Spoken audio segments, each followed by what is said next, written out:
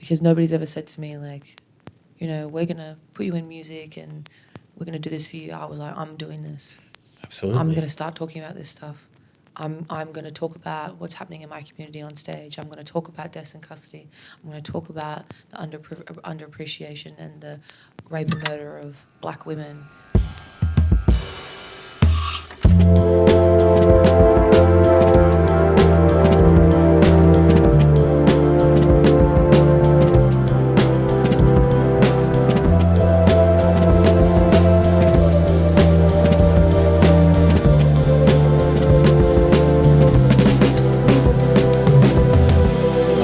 Yeah.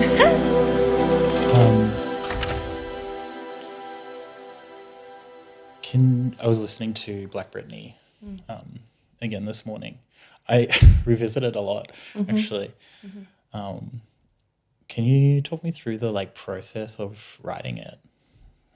Did you start with beat, or did you start with lyrics, or just the chorus?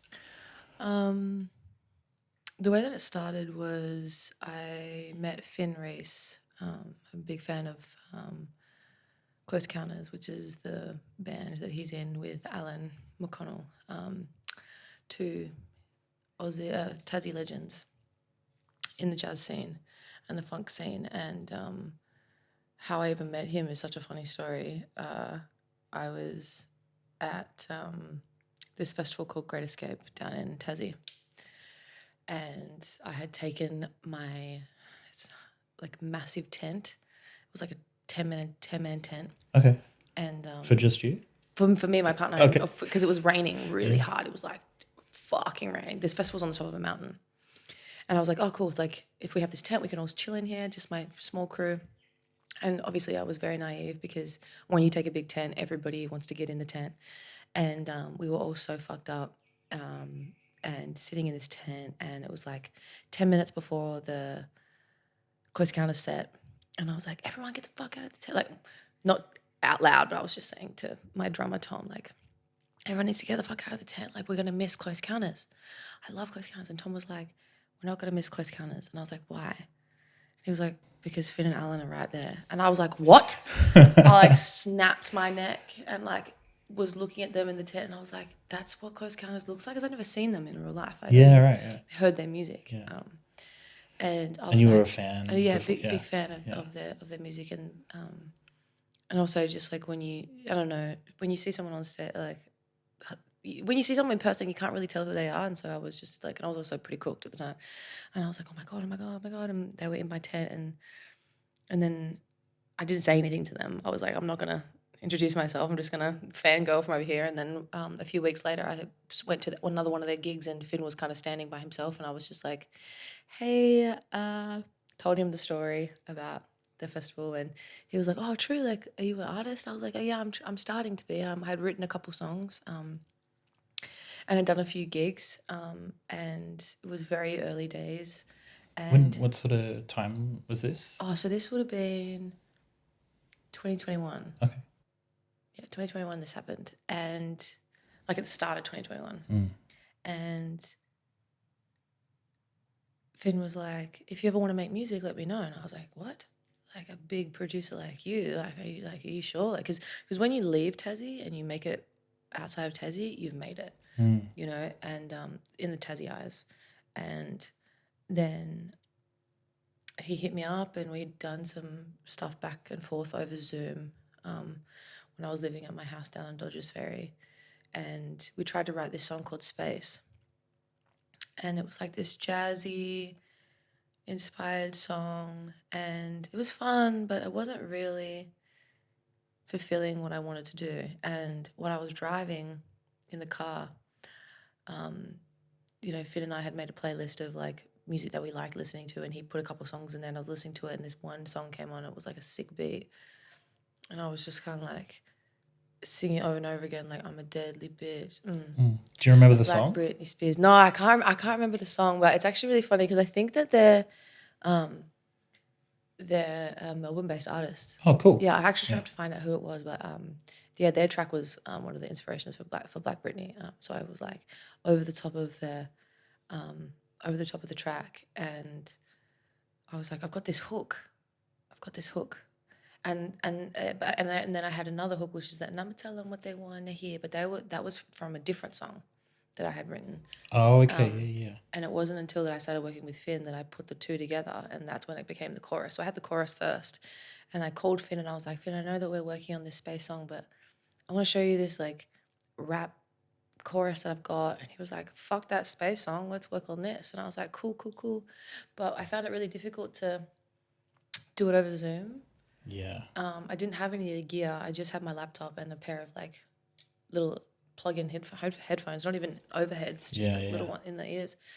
And like, you can't jam like that. And so I was just like, oh, this isn't really going to work out. And just kind of like left it a little bit. And then fast forward to 2022, I got the Sapphires gig, and I had written heaps of songs by them, but with my band back in Tassie, and they were all just like neo soul pop kind of songs. Okay. Which, looking back now, I'm like, it's so interesting how it shaped my music. But because I went on the Sapphires tour, I was in Melbourne for a 3-week period to like learn the show. Yeah. And I was like, perfect, I'll be able to hang out with Finn and we can make some music in person. We can go back to that Black Britney track.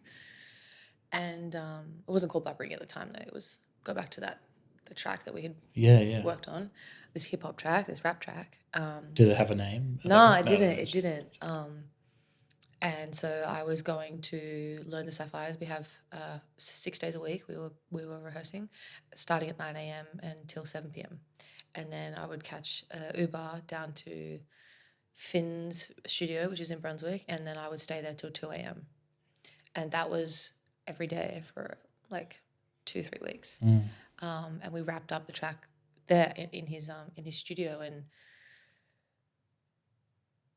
yeah, I don't know. It was I was a bit shame. Yeah, I was I was going back and forth to his studio to write Black Britney, and we got like a little.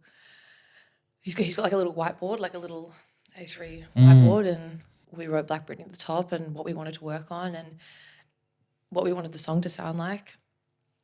And then I got like the demo back, and I had to leave Sydney. I had to leave Melbourne to go on the tour, to go on the west coast of, this country. And we were just setting the demos back and forth. And it wasn't really done, but it was like done to the point that I was like happy to play it live. Okay. And then I came back to Tassie for my 2-week holiday in between the Sapphire break, and I played Dark Mofo, which is like a big festival down in Tassie, and it was the biggest gig that I've ever done. How many at the time? People? Oh, there would have been like maybe like 150 people there. Yeah, cool. It was an outdoor, maybe even more. It was like I was really nervous, and also like I had just left Tassie. I'd just broken up with my ex-boyfriend. I was like, I have something to prove, like. Yeah, you're coming back. I'm coming back, and heaps of people rocked up to the set. I was like, I had never really like, when I did live gigs, I didn't really put on fits. I would wear like jeans and a t-shirt. Like street clothes. You weren't dressing up for the gig. I wasn't dressing up. Yeah. I wasn't doing my hair. So you'd done makeup. like live shows before? I'd done a couple of live shows before. I had played like before the Sapphires, in that period when I was singing that pop neo soul stuff, I was doing like random bar gigs and random winery gigs and random opening gigs for like pubs and stuff. It was really low key.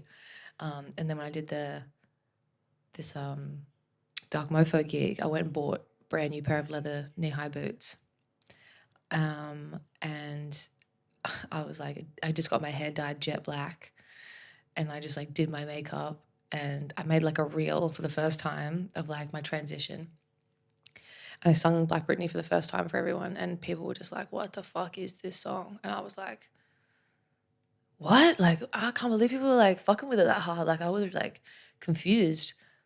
Why? I don't know. I was just like, I hadn't experienced that, because a lot of my songs are slow. Yeah. Like all of my other songs are just like, people were just like, you can kind of two-step to it. Yeah. And I realized that I didn't want to do that anymore. I wanted people to be hype and to lose their shit at my gigs and to like let it all go. But none of my songs were like that. And I was like, how can I do that? Oh, well, I need to make an upbeat track. And then when I did Black Britney, everyone was just kind of like, what the fuck? And I was like, yeah, this is sick. And that's when I met Alietta Okay. during this Dark Mofo stint. And she said to me, like, if you want any help releasing Black Britney, let me know. And I was like, yeah, I do, because you can only release your first single once. And a lot of people put pressure on me to release it early. A lot of people putting pressure on me to release music. Everyone's like, you have to release music, you have to release music, you have to release music. Who? Oh, like Friends and family? the or? people that I was making music with at Okay. the time, and they had all the best intentions for me. It wasn't like malice or anything like that. It was just that, you know, you can't really talk the talk if there's nothing to show for it. Yeah, for sure. But at the same time, I was really scared and I didn't know how to do it. I didn't know how to surface a song. And so having Ali on board, I was just like, okay. And looking back, like, I was so impatient. I was so stubborn. I was like, this woman, she's not letting me release a song. I want to release that song now. And she kept being like, there are a lot of things we have to organize before then. You have to get a photo shoot. I was like, I'll just take a picture, you know? Yes. Yeah. So we have to get a photo shoot. We have to surface the song. We have to do interviews. And I was like, oh, shit, like, okay, like, let's do it. We got to do this right. We got to do it. And like, I had written the song a year before. Like, the song was done. Yeah. But it wasn't really mixed or mastered. I didn't really know that it had to be. And so, you know, we got Nick Herrera on board and he mixed and mastered it and it just elevated the song. And we also got Jack McLean on as well, a producer for Sumner. He came in and he added a lot of really important elements to the song as well, like that really dark, deep bass heavy and a lot of like the traditional sounds that we have in like the high and all that. He helped put that in and stack the vocals. Yeah, cool. And Where did the sound effects come in with the car and there's a few other bits in your other tracks? It was as well? me and Finn. Just like Finn is a big percussion guy. Yeah. He has so many little trinkets, and we were just like, fuck it, we can just put it all in. And if we don't like it, take it out. Yeah, cool. And I wanted the car crash so bad. Yeah. I was just like, let's put a fucking car crash in there, like, you know, because like I was like in my brain, it was like I wanted that to be in the music video, and you know how people put the effects in after and in the music video. In my brain, I was like, I want it in there in the actual song. Yeah, because I want it to be like that, like it's almost like so like hard hitting that it's like it's a crash. And there's lots of other different random little sounds in there from very special samples that Finn has, because he's a big producer. He's accumulated all these incredible samples. So it's not just like splice samples. They're like original samples that he's gotten. So we got to add some of those ones in. And when we released it, it was just like the perfect release for me. It was... like when we released it, I was just like to Ali, I'm so glad that I didn't get impatient and just crack it and be like, no. And just put it out and fizzle a little bit, or you know, exactly. who knows? You never know how these things. Well, yeah, I definitely think with the nature of music that like you have to be careful because you work so hard, and if you don't do the right things, it just flops. Or you can be the exception and you can put something out and just the right person hears it and it goes viral, you know. But like. Yeah. Going viral wasn't really as easy or it's not 2 years ago, really but now, try and control. Yeah, exactly. You try and hit it, but you can't really control it. Yeah, exactly. And what inspired Black Britney? I guess it had a lot of anger in me and a lot of confusion because I didn't understand why I was experiencing racism, why I wasn't the beauty standard, why our land was being taken away, and why I was being told to be quiet all the time. I was just like, I don't want to do that. I don't want to be this. I don't want to subscribe to this like dystopia.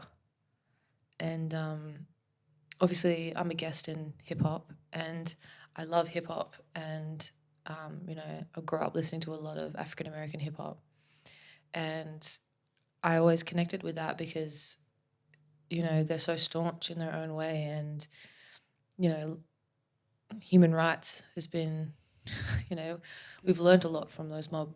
Yeah, it's all a big mix of that movement as well. Yeah. And so that's why I wanted to get into rap, because I've been rapping the words to other huge rappers my whole life, and I love the way that it makes me feel.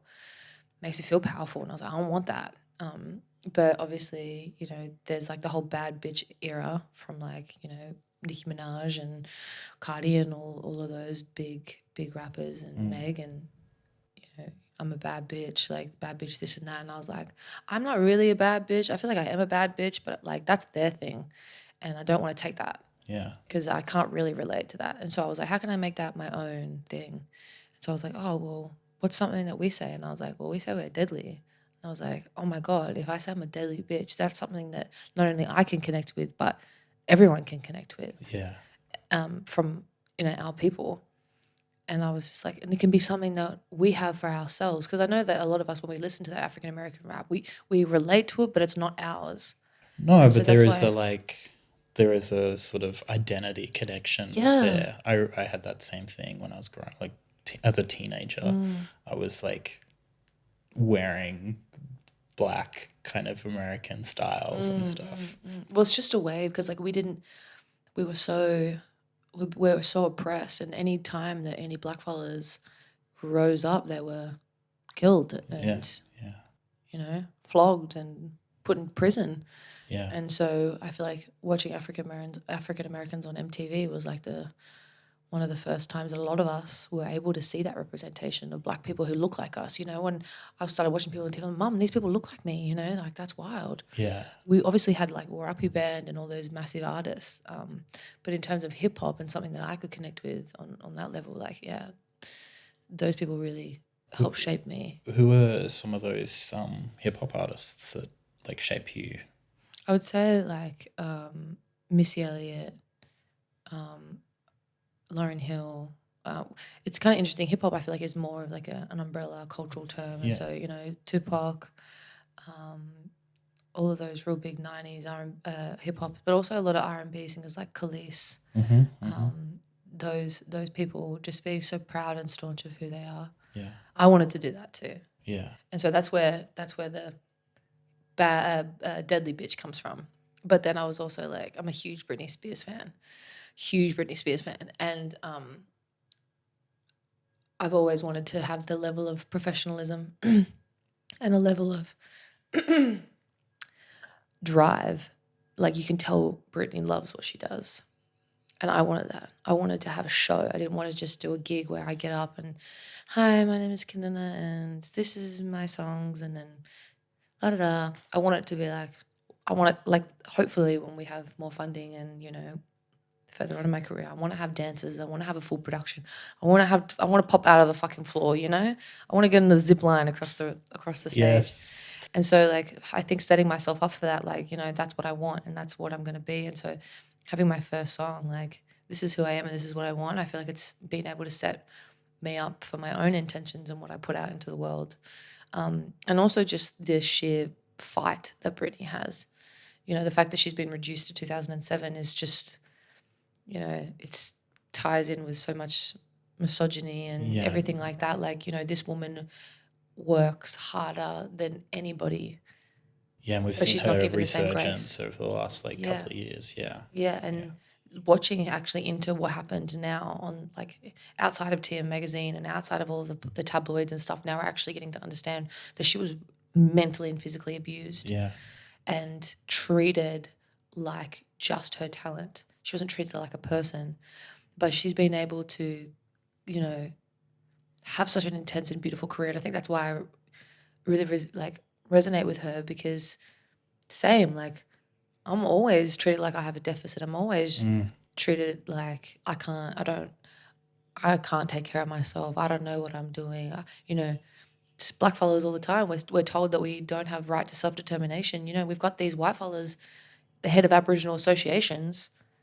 Yes. You don't know what's best for us. This is how I look at Britney, like her managers and her dad and stuff. Like, I know what's best for you. You know, it feels like a control thing. And so for me, I was just like, I feel like that. I feel like that girl. I feel like Britney. And also I just wanted to be sexy and be what I wanted and not have other people tell me that I can't do something. Yeah. Can we talk about being sexy? Because I feel like your music has like, I would describe it as like a liberation of Black femininity. And like very different to Black Britney. There's another track, Push Up. Push Up? Push Up. That I think when you first released it, you did an Instagram and were talking about how like if people have seen your live show, they'll get it, but this is very different to Black Britney.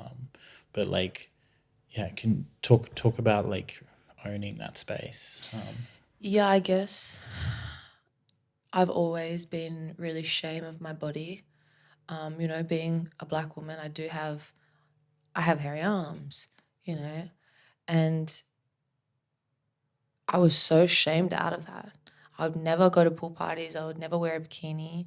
I'd be so ashamed of having this hair on my body, and like, you know, it's looking back at it now, I'm like, I was so sad. I was so sad and I was so ashamed because I was bullied really bad in school. I was like beaten a lot and flogged a lot at school in primary school and into Where high did school. you go to school? I went to Bruning Island. So I went to Dodgers Ferry Primary School from kindergarten to grade 2, where I was intensely bullied, really bad. And then I went to Bruning Island District from grade 2 to grade 6, which was a lot better. But still, it was just me and Ruby, another Black girl in Tassie. There was like, I think 30 kids in my school. But because it was so small, there wasn't a lot of racism, and I was really good friends with some of the kids there, and I didn't experience much racism there, but you know, the odd slur. But from which, not to downplay it at all, but like from kids that age, you don't necessarily know what it is. You don't know, no, and racism is taught, right? Yeah. And then it's that like high school era. Exactly. And then when I got to high school, that's when it really kicked in. Yeah. I went to, from grade 6 to grade 7 to grade 8, I went to Southern Christian College, which is a Christian high school down in Kingston. The only reason why I went there is because when I went to the open day there, they said that all the kids get laptops.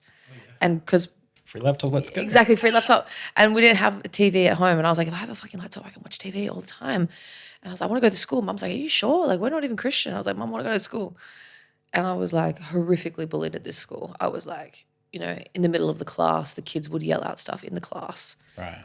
You know, I had, and also like sexual assault as well at school, like boys trying to take my bras off while I'm like sitting in class.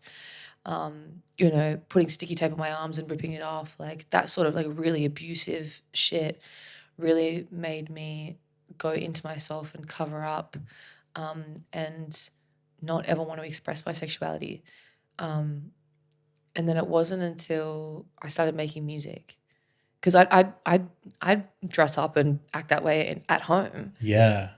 But it wasn't until I came out with Black Britney that I realized I had this song and I had this way of being, but I wasn't displaying that socially. Yeah. I wasn't being the person that I said I was. And that's why I was like, all right, cut the bullshit. Stop code switching. Stop acting like you are the person. Like, be that person that you want to be. Yeah. And that's when I started wearing mini skirts, little tops. Is there a like element in your music of like self-actualization, of like reclaiming the being 100%. that you are? 100%. And I think a lot of the sexuality kind of came after Black Britney, because because I started wearing less and less and acting the way that I act. A lot of boys that I'd grown up with and who I'd been friends with in my late teens were sliding into my DMs. Of course, yeah. But saying really horrible things. Oh, like, okay. You shouldn't be doing that. Right. You're more talented than that. You shouldn't be selling sex. I'm really disappointed in you. And I was like, whoa, it's so crazy that now I'm doing what I want. These men think that they have some sort of ownership over me. Can box me in. Yeah. How did you respond? Oh, we could go, who the fuck do you think you are? Yeah. Don't ever fucking speak to me like that again. And a lot of reclaiming that stuff was also my partner that at the time, partner now, still now, because they were with me when I released Black Britney and is still together. And a lot of the times when I would self-doubt, like, should I post this? Is this too sexy? Should I wear this? And Noel would be like, are you fucking kidding me? Of course you should. If you want to, you do that shit. I support you. Yes. Everyone in your family supports you. And even my family, like I really thought my pop's really conservative, and my like I really thought that they were going to be like angry at me. Okay. But I've never received any doubt from them. You know, we have had a few cheeky conversations. Like my uncles will be like, "Oh, you know, I saw that picture," and I was like, "And what?" And they're like, "No, good on you, girl. Oh. Like, really good of you." And I was like, "That's right, Yeah. that's right." And one of my elders, Uncle Jimmy Everett, bless his cotton socks, like he's sat me down the other day and he was just like, "What you were doing for our community is really important, and you are going to change the way that young girls see themselves." And coming from an elder, you know, when you're doing something that's not, you know, that's not law, It's not doing that stuff, that's not right. Yeah. And in a cultural way, it's not culturally appropriate. But hearing that elder being like, "You need to do this and we support you," I was just like, okay, deadly. I don't generally preach on this kind of format, but like I often feel that like some of that you shouldn't be doing this kind of cultural way law stuff comes from the Christianity being enforced 100%. on and the being able to kind of come back full circle to like tearing those down is like amazing. Yeah, 100%. I think it's just been like because I've been doubting myself for so long, and also living in Melbourne, everybody expresses themselves their own way and the way that they want to. And I think a lot of that was I was actually holding myself back because I wanted to be a people pleaser. I wanted to fit in. I wanted to assimilate into white culture, and a part of the way I look is not in that. Like that's not the white beauty standard. And so I was like, you know, I'd spent hundreds of dollars on like waxing and hair removal and cream and change who I was. Yeah. But then just to cover up anyway, and you know, it all grows back 24 hours afterwards. And so, yeah, like, and now I'm older. I'm just like, actually, I look the way that I look because my ancestors are like 80 to 100,000 years old. Like the way that I look only represents a deep blood lineage. Yeah. And I look Indigenous, and that's the way us Indigenous girls look. Yeah. And to deny that part of myself is to deny my indigeneity. And so I was just like, how can I possibly, how if I didn't have anybody to look up to, how can I do that to young girls? Mm-hmm. How can I take a part of myself and remove it so that any other young girls who look like me will also feel shame? And I was just like, you know what? This is me. I'm going to wear a crop top. I'm going to fucking do this shit. And this is how I look. And so hopefully other girls can see that and are like, okay, cool.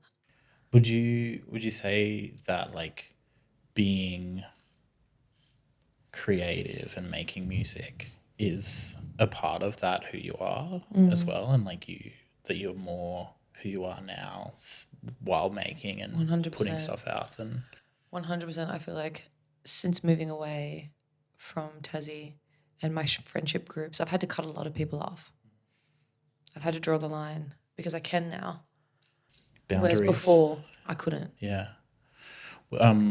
Talk to me about that move from Tassie to Melbourne. What was that like?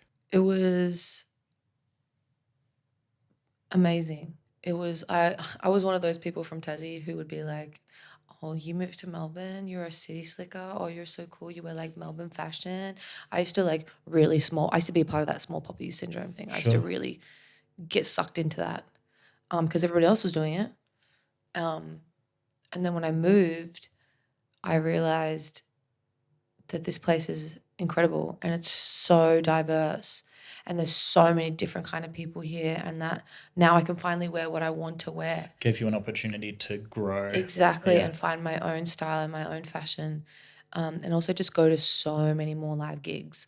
Like there are not that many live gigs in Tassie, and you kind of see the same people over and over and over again. Mm-hmm. And so when I came to Melbourne, like I was going to live shows all the time. You know, I was friends with the Izzy boys, and so I'd go watch them play all the time. And Tiana Kazi and Rawa Zulu and Close Counters and all those people, I'd go and watch that stuff. And then I'd meet more musicians and realize that like Melbourne is the best place for me right now because it is enabling me to have a voice and say what I want without the fear of being bashed, without the fear of being racially targeted after a show or anything like that, you know. You're saying something that resonates hugely. Yeah. And so you know, when other people stand up against that shit, it's safer. You know, just like, say, for instance, like Palestine, when we're all screaming it, it's safer. When one or two of us are screaming it and everybody else are fence sitters, it's more likely that we're going to be bashed. Yeah. Or black rights, you know, if we're the only ones in the street raising our fists, like that's why it's so dangerous for us mob in Tassie. Like we get regular floggings down there. Yeah. And when we go to our Jan 26 march, there's a couple hundred people maybe. Whereas here there's thousands and thousands and thousands of people. Political, blackfellow political particularly. Because we have those allies. Staunch. And it's the same with music. Like when I'm singing like Death to Invader, I don't feel like I'm going to get attacked. I don't feel like that. I feel really supported and I feel like people are throwing their fists up in the air with me, which only allows me to find those deeper parts of myself and my creativity to be able to talk about that sort of stuff, which is I'm really excited for. After the EP, I've got lots of music already written that I've been able to dive more into that kind of myself and talk about black rights and my blackness a lot more, which I'm really excited for because I know that now I have people around me who care and want to hear that shit. Amazing.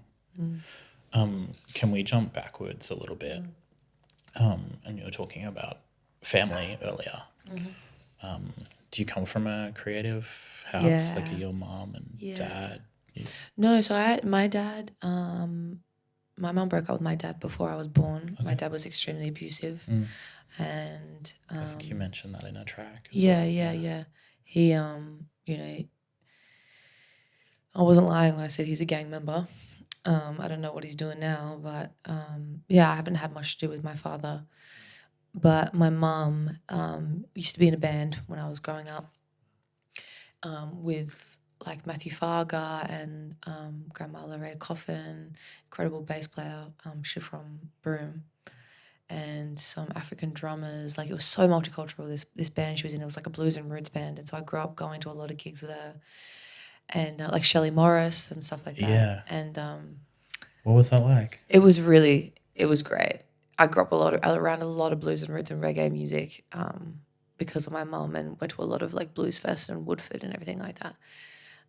It was incredible. But my nan was a professional Aboriginal artist. She was very successful with her art and taught me a lot of techniques and paintings, which was passed on to me, which I do still paint at home, but I don't sell my paintings or anything like that. I feel like it's more, I've chosen music as my avenue. Yeah.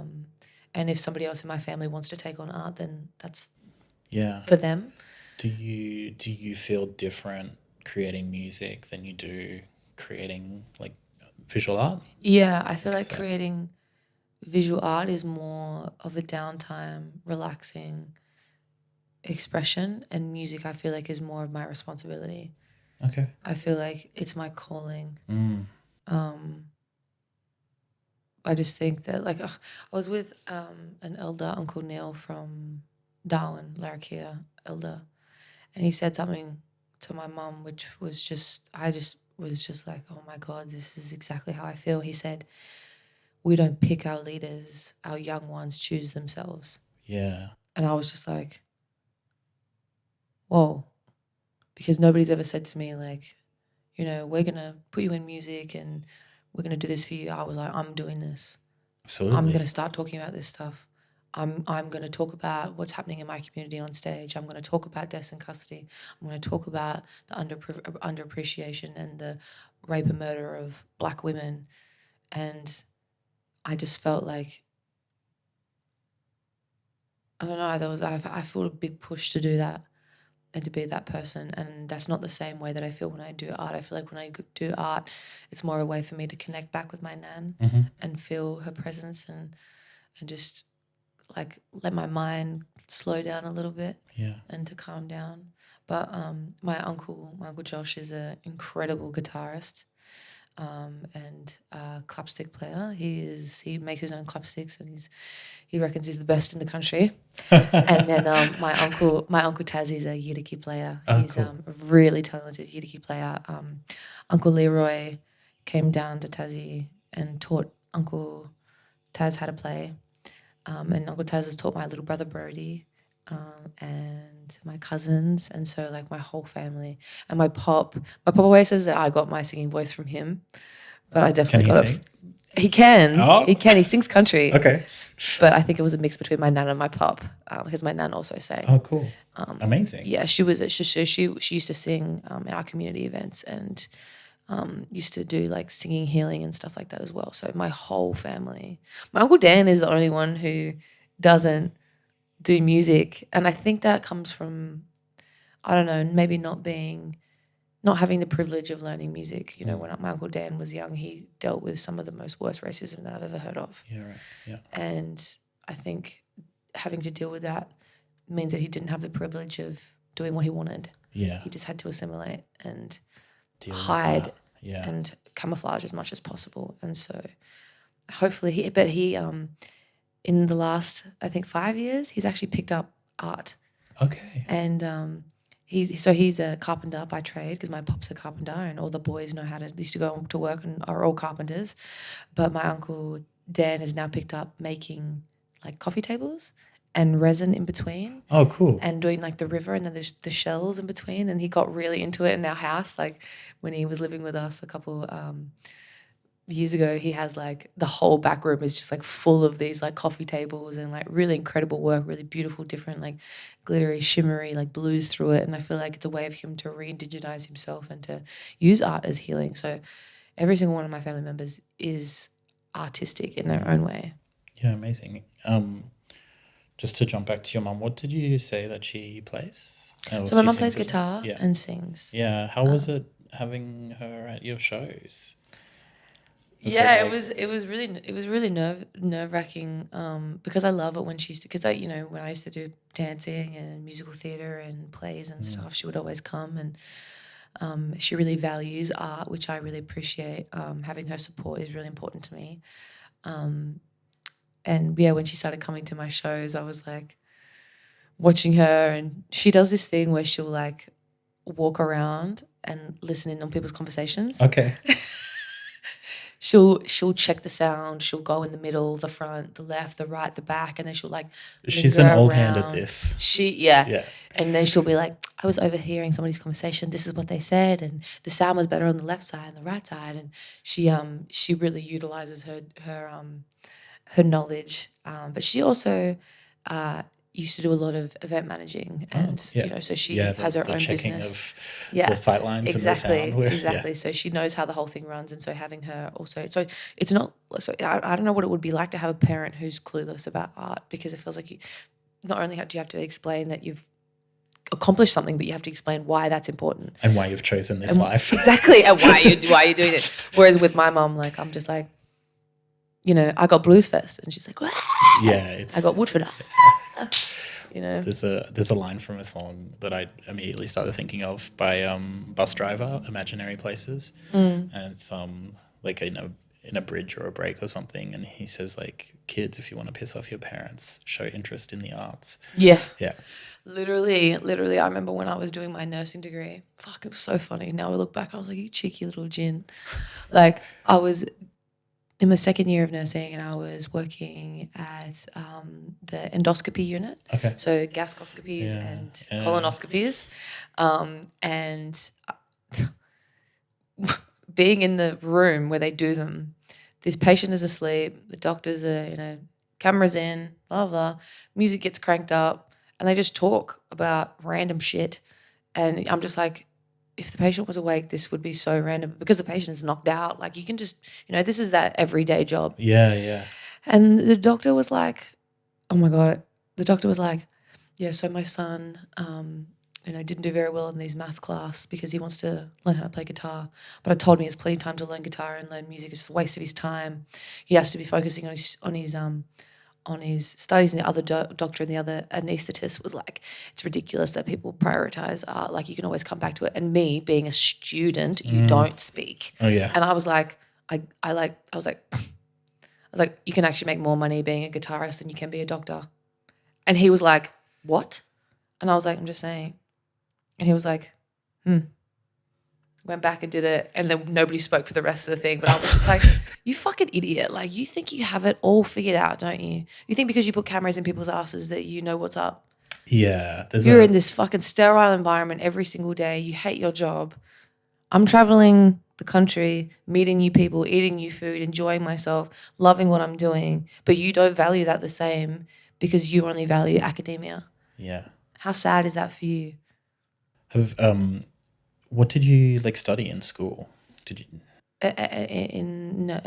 In school? Or yeah. Did you go straight from school into like nursing? No, so I studied like food and nutrition. Okay. I really wanted to be a dietitian. Okay. I think that's because I dealt with a lot of my own like eating disorders and everything like that growing up. Obviously being body shamed and having that extra element. I really wanted to learn as much as I could about micronutrients and blah, blah, blah, and health. And I loved health. And I think the reason why I loved health so much is because I had a really good health teacher.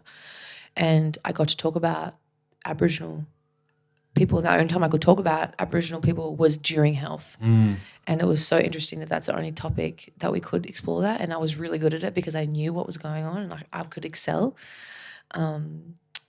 But in school, I exceeded the most at musical theatre and drama and art. So at Collegiate, the private school that I went to from grade 8 to grade 12, so actually jumping back, I ended up leaving that school, that Christian school, because of how bad the bullying was. And I was like, Mum, you have to let me go to a different school. And Ruby, the girl that I went to Bruny Island District with, she got a scholarship to go to Collegiate. And I was like, I want to go to school with other Aboriginal people that I know. And I was like, Mum, please let me go to this private school. And we got a scholarship, and then even though we got a scholarship, it was still too expensive to go. So we went and had a meeting with the principal, and the principal vouched for me and paid for the rest of my schooling. Amazing. And then some Mr. and Mrs. Hutchinson's, a Melbourne family who collect my nan's art, they paid for my school books and my uniform.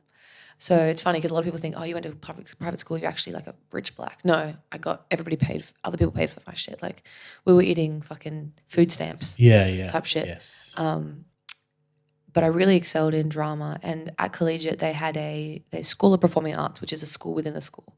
And you have to audition. And I got into the drama. And I was the youngest and the only grade 9 who got a lead role in the musical, because it's grade 9 to grade 12 and all the grade 11s and 12s get lead roles, but I was the only one. What musical? It was Cats. Okay. And I played Mungo Jerry, cool. which is like, it's twins, so Mungo Jerry and Rumpelteazer. They're two twins and they're like acrobatic twins. And I was doing dancing and acrobats at the time, so I was like, it was like my shit. And I remember, because I got a lead role, another girl who was also in drama, she cried and she asked to do another audition because she was like, it's not fair that Kannina gets to get a lead role and I don't. And she did a second audition and still didn't get it. And I was just like, that's right. You can't teach this blackness. No, I feel like, some of the stuff that school drama teachers have to deal with would be... Miss Harper, bless her soul, I love her so much. The shit that she has to put up with is crazy. Miss Harper and Miss Polly were my drama and like theatre teachers, and I'm in contact with Miss Polly now and then. They always tell me not to call them by their teacher name, by their first names, and I'm like, I can't do that. I'm sorry, I can't. I just feel like the level of respect, because I respect them so much. Make them call you Miss Kannina? Yeah, well, there you go. But yeah, I really excelled in drama, but then in grade 12, I applied for like NIDA and VCA and WAPA, but I didn't want to live in Melbourne because I was the whole like, who lives in Melbourne? I didn't want to live in Sydney but I'd never been to WA. Yeah, and so when I got offered the WA spot, I was like, yeah, I want to go to WA. Oh, cool. So I went to WAPA. I went to the Aboriginal Musical Theatre program, and I realised that my skills were a lot more advanced than some of the kids who were being accepted into this course. Because they like to start from scratch. It's like a development course. Yeah. And there was a white fella who was running it. Yeah. Who was teaching us these traditional dances, and I was like, I can't do this.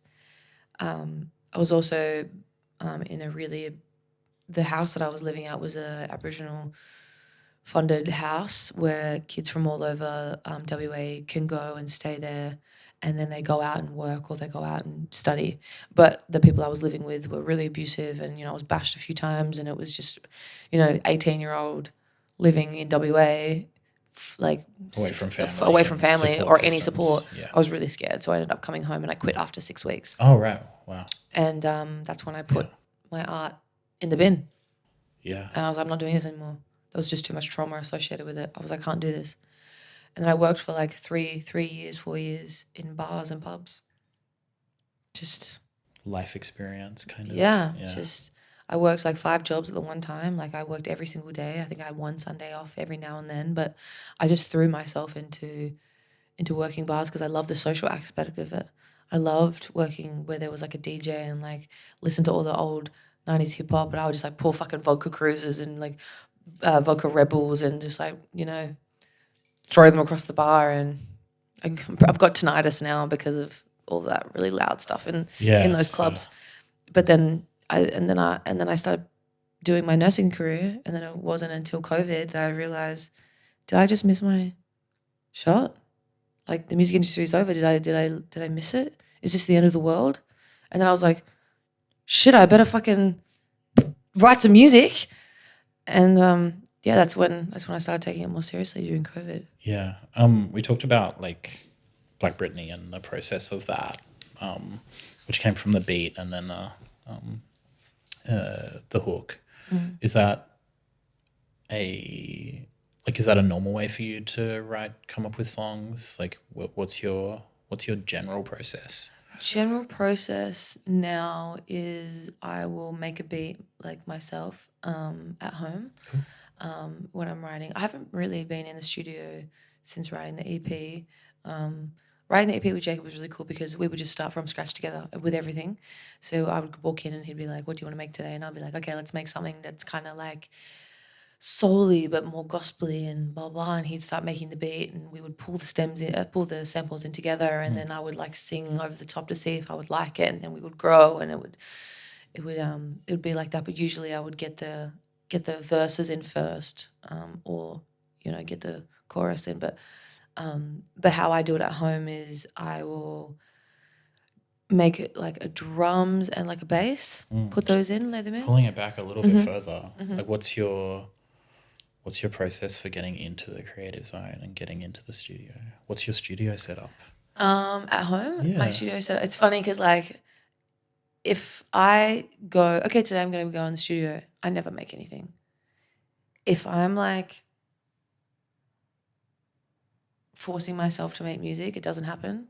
It's randomly when I'm like, I feel like making a song. Okay. I feel like, okay, go. And I get in there and I don't speak to anyone. I open the laptop, I shut the door, and I don't come out for hours. And my partner will come and be like, hey, like, do you want a cup of tea? And I'll be like, Can I throw water at you? Keep you hydrated? Yeah. But I just have my, it sucks because my setup is not as good as it should be because I can't afford to buy like any of that real high quality gear. So I'm just running my my laptop and just like a little USB microphone that my partner got for me, and I just plug it straight into the computer, and then I have like a little mini keyboard thing. Cool. And I use those 3 things. But you know, hopefully we'll get to a place where I'll be able to have my own studio set up at home where I'll have like an interface, a proper microphone, a recording dampener, like a sound dampener for the microphone, and like all those gear, which will just make my demo so much better. But I usually make the best music when I'm starving, really tired, and really emotional. Okay, like it's coming from a place of sort of intense feelings. Or... Exactly. When I'm comfortable and when I'm happy, I'm just like, whatever. Like, I'll see if this sounds good. Yeah. But I can usually bust out a whole song and have a full demo finished if I'm on the cusp of death. Yeah. Yeah. Like in how long? Like, I can probably get a demo together in like 5 hours. Wow. Yeah. Yeah. 5-6 hours. But then I'll come back to it and I'll try and fix it. And yeah, of course. Yeah. That must be a very intense process. It is. I don't know why, but I just get I think it's hyper-focused. I get really hyper-focused in. Yeah. And I have to get everything out of my brain before I can leave it. Because if I leave it and I'll just think about it. Like just think. But yeah, I haven't really figured out my process yet. I've only been releasing music for 1.5 years. I haven't found what's perfect for me yet. And that's why I like working with other artists and with other producers and new people, because when you go into the session, it's completely different. I like to learn first, learn how they do it, and then see if I like it. And then if I don't, I'll be like, actually, I prefer to do it this way. Okay. You know? You worked with Kobie Yes. Dee. What was that like? It was like an absolute dream come true. I was like... Did you come up here? Yeah. So my little brother is like #1 Kobie Dee fan. And he actually told me about Kobie. He put me on Kobie, put me on Jody. And you can only imagine the excitement of Brody and all of his friends when they found out that I was on a track with Kobie. Like, it was fucking, it was crazy. But so Kobie and I have been like messaging now and then because we've been on a couple lineups together, and I really value him as a person and as an artist. So, you know, whenever he's doing something great, I'm like, that's fucking deadly, brother. And I never expected him to ask for a feature. He made me fall back in love with hip hop. Actually, really, I'd like kind of fallen out of love with it. And yeah. Yeah. It happens though when you don't hear anything you connect with, or you can kind of be like, is this really where the music's going? But when Kobie sent me the track, he was like, I've got this song that I want to play for you, but I'm away. I think it was in Europe. And he's like, let me sing you this song. And I was like, okay, send it to me. He sent it to me, and I was like, this is sick. But he actually sent it to me with a different chorus that he had sung. And the original idea was just for me to copy his chorus. And I text Ali back and I was like, would they be open to me writing my own? Because I just feel like I've got this melody in my head that would work better. And Kobie's manager was like, yep, go in, do what you want. Like, there's a version that they sent me 2 files, one with an open slot for me to sing and the one to follow. So I just put in my own. I had the hook within about 10 minutes. Cool. Recorded it on my computer on my own at home, and had the demo done and then sent back to Ali within 40 minutes. Oh, wow. Yeah. Wow. And that was done. That was it? Well, no, and then sent it to Kobie, and yeah. then Kobie got back to me within like 24 hours because he was away, and he was like, this is sick. Can I fly you to Sydney to do it? And I was like, fuck yeah. He came back, and I flew to Sydney for the day and got in the booth and laid it down, and he redid his vocal and I did mine. And yeah, we workshopped just the end of the song a little bit and what we were going to do for the end. And yeah, it was just so great to be part of something positive. Yeah. What was that like workshop like? It was really cool because he was working with another producer from America, from the UK, and he was giving us some suggestions on how the melody can just like keep pushing through. And he made this one suggestion. I think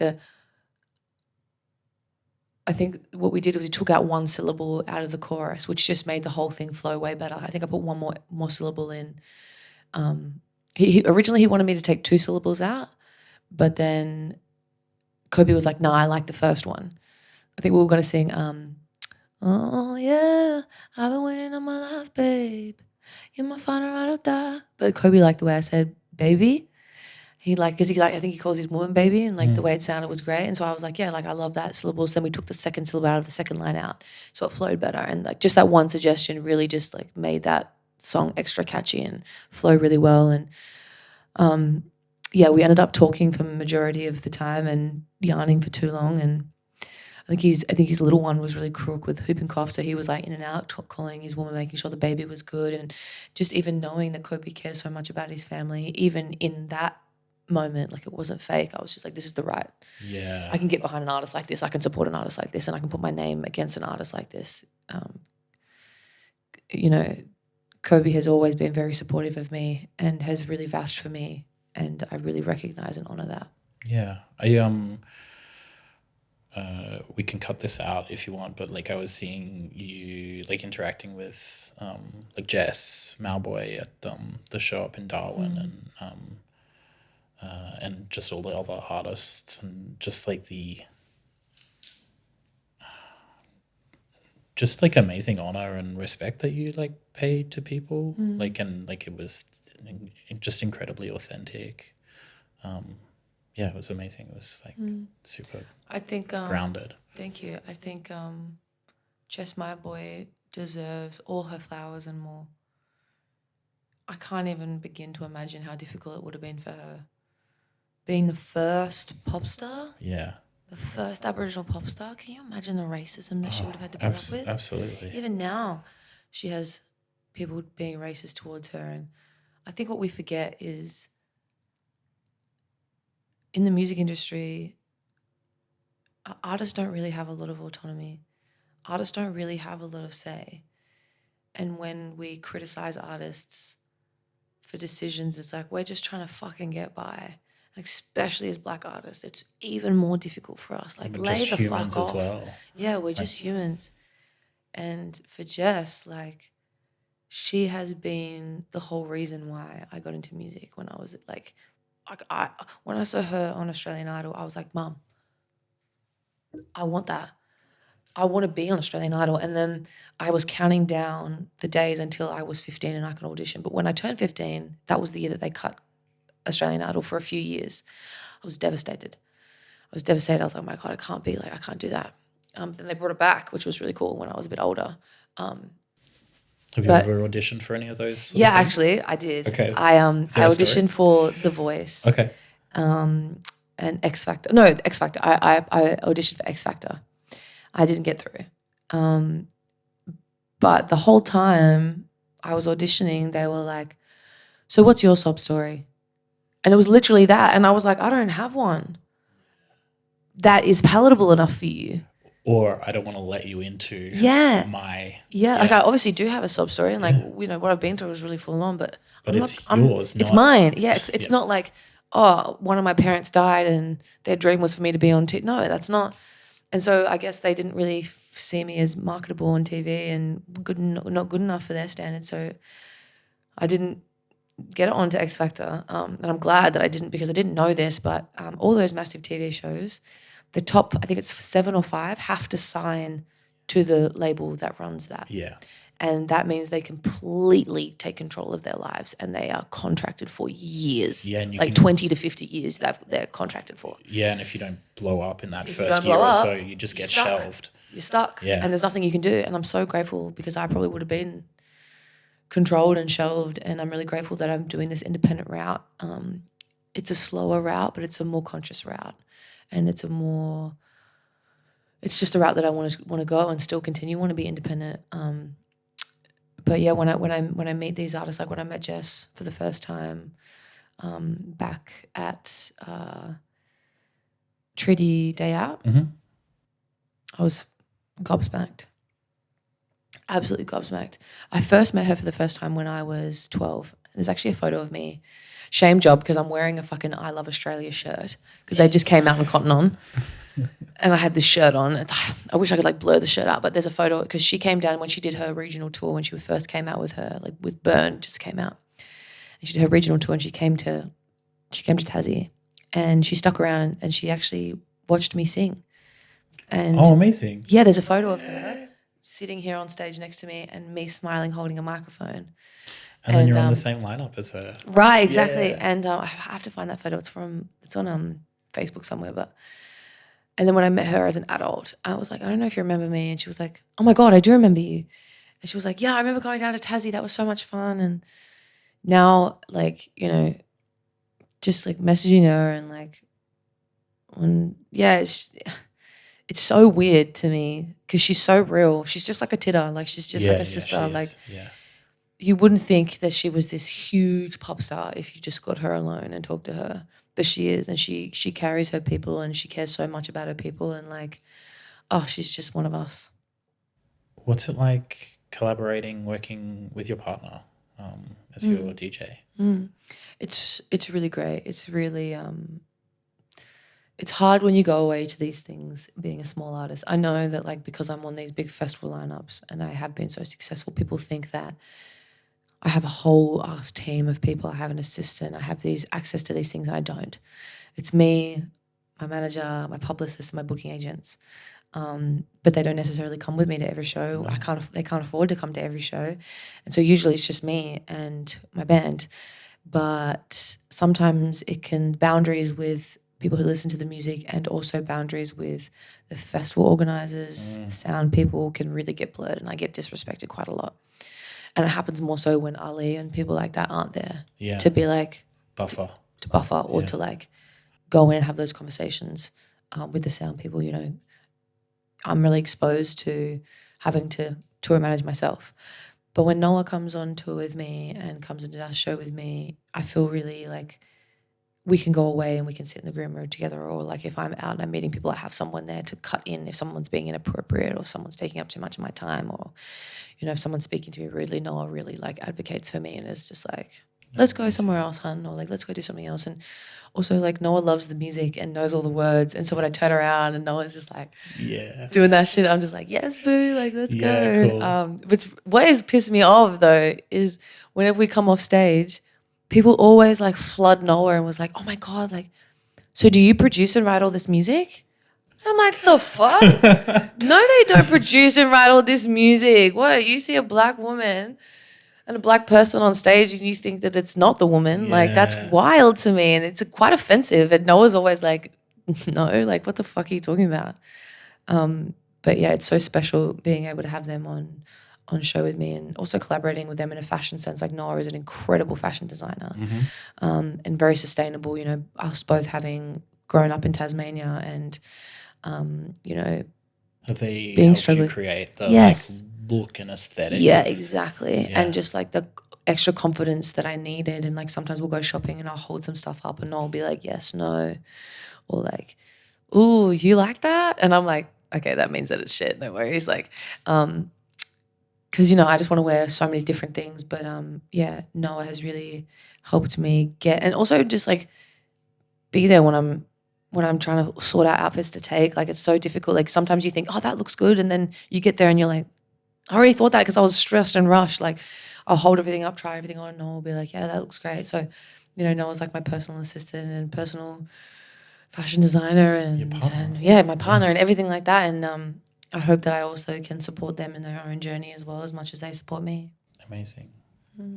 I think I have to let you go. I want to keep talking. It's been so relaxing on this couch doing this. I'm so glad. We didn't get to talk much about the new EP, but that's okay. That means have a reason. Hopefully the EP will speak for itself. Do a part 2 or something. Yeah, part 2, yeah. Yeah, I mean, I'll be doing a review when it comes out. Beautiful. Yeah, I've listened to the new track as well. You like Friends? I love Friends. Cool, yeah.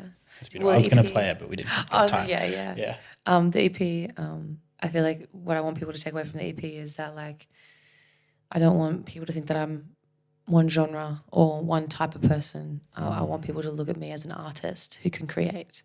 And I think that's what is really great about Friends is it's, you know, rapping and singing and that really heavy bass and, you know, that old Missy sound and then Push Up is like the singing, more R&B, more like Afrobeaty kind of sound, and then you've got Black Britney, which is more funk rap. So the EP is supposed to be like that melodic change and like a playlist, and it's going to be like what people can expect. In one word, how would you describe yourself as an artist?